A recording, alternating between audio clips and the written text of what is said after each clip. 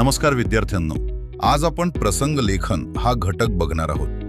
प्रसंग लेखन 100 ते 120 शब्दात लिहिला पाहिजे.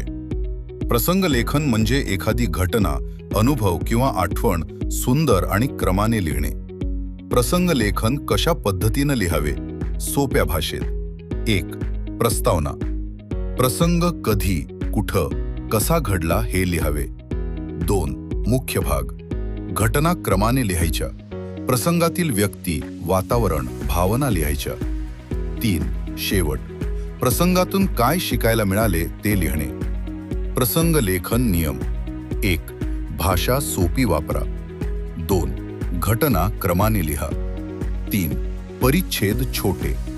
4. भावनिक शब्द समावेश. 5. योग्य विरामचिन्हे. 6. शेवट सकारात्मक पॉझिटिव्ह ठेवा. सोपी ट्रिक. प्र, मु, शे. प्र म्हणजे प्रस्तावना, मु म्हणजे मुख्य घटना, शे म्हणजे शेवट. उदाहरणार्थ, प्रश्न व उत्तर पुढील प्रमाणे आहेत. नीट वाचणे.